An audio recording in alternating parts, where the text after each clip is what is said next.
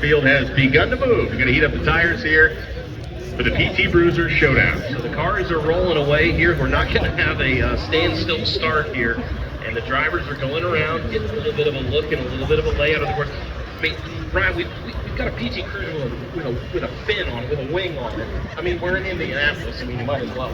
If that wing could remove itself from that car, it would be doing it right now. It wants no part of this. It might take flight here. Who knows?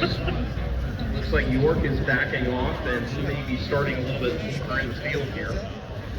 And there you see. Look how narrow this is.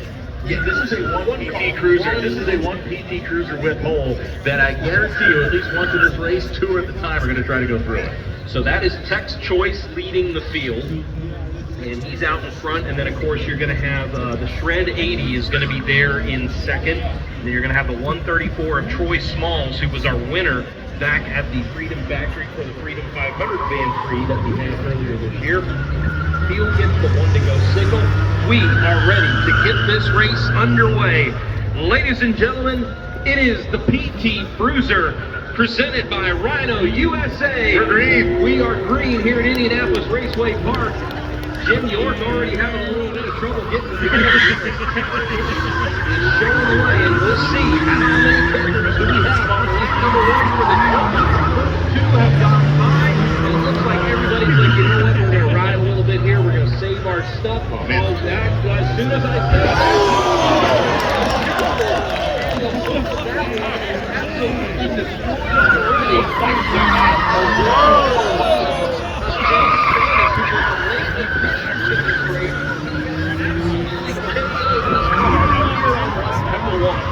that was big here. He knows how landing out there. But he kept the nose on the car, and he's going to be able to make the turn now. That's the big question. Oh, the right front is in huge trouble there. Huge trouble. He is going to be toast. That thing is dead. The strategy seems to be probably don't hit the jump until you absolutely have to. But what do we know? New leader out front now. This is the Shred 80. And gonna bypass this as the rest of the field comes by. Looks like Jim York. Something is definitely amiss. But he did that. He's going for the juke.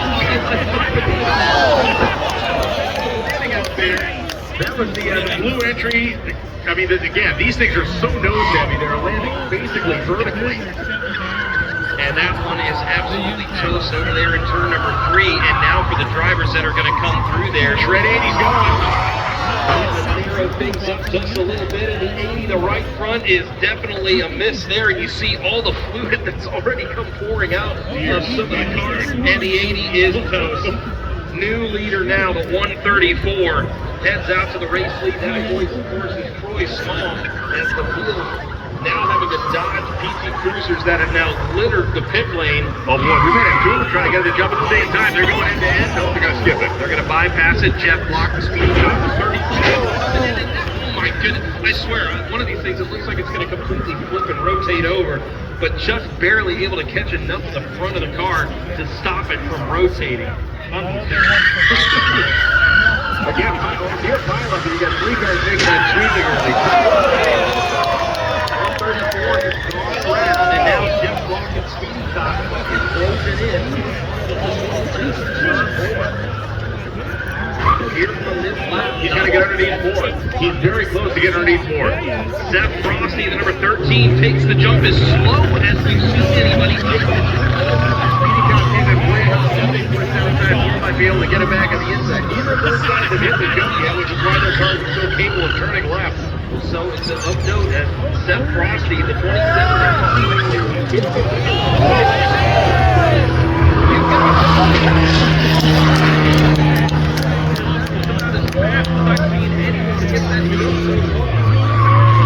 there's just so much action. There you see Jeff Block is showing the way there on the left side of the screen, and you're just seeing all the pace as Jeff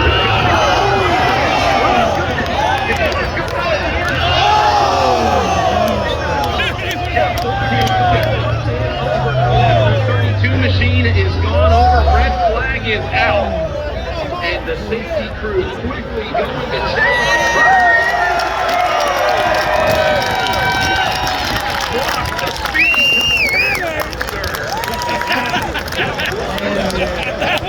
Maybe the greatest living American right now.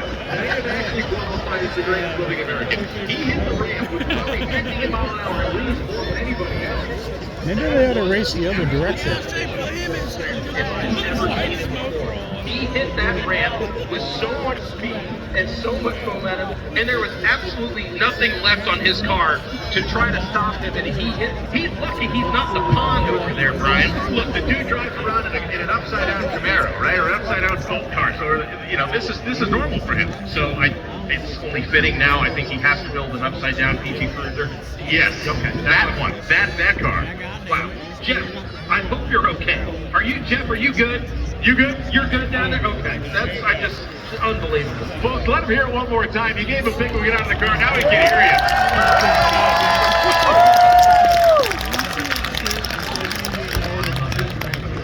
you. You got the range, brother. We got you the range. Dude, speedy car. Getting down here made a massive jump. I think we all saw it. It was completely 90 degrees to the ground. Somehow landed, bounced about 50 feet, and then he stayed in the pond. And he decided to put a left turn in it. Have to pay for some fencing here at Lip Soil, Indianapolis Raceway Park. Got her stopped, and it just is a slight rollover. Jim York, what do you think, brother? So happy right now. I know this is like the worst thing to say, but my car went into limp mode instantly off the start, so I was kind of bummed I wasn't able to do what I wanted to do. We did more than I anticipated. So this is amazing. He's good. That's the only reason this is awesome and not a more serious situation. We probably have to pay for rent and thank you, studio. That's all right, brother. I got no paying for this fence. What do you guys think? That's all that matters. Hey, we should just leave it here during the race. I like that idea, like a tombstone. Leave it as a monument to what's happened here today. And to whatever this is, it's a monument to whatever this is. So let's take a look at the heat wave visual. Hubcaps flying off. He can't get that thing slowed down. And this is when he knows he's in big trouble. Oh man, it was actually a pretty good shot. I'm glad to see that he hit that right side. He didn't go driver's side into that, because I think that would have been really bad. But you're right. He had that thing steering straight towards the pond, and he had to make the quickest decision ever to be like, you know what?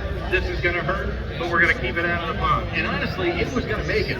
If that wasn't there, it was making it. It was going to become a PT boat, not a PT Bruiser. Well, this is another just remarkable display here, courtesy of our friends in the PT Bruiser, a van Prix production.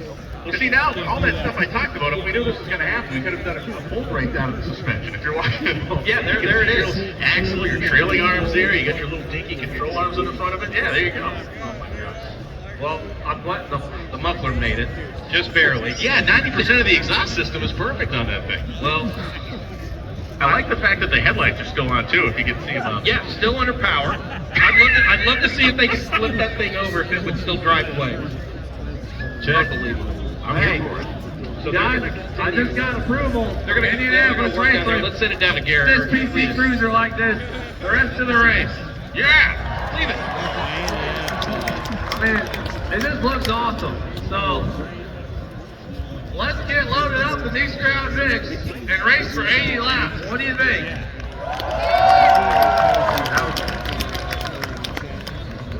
Now, if there was a winner of that, and I think, you know who won that? America. America won that. We called it, right? Well, unbelievable turn of events there at the end of that one. It actually, yeah, in literal sense. I'm at a loss for words, but then again, I'm not, because this is what we've come to expect here.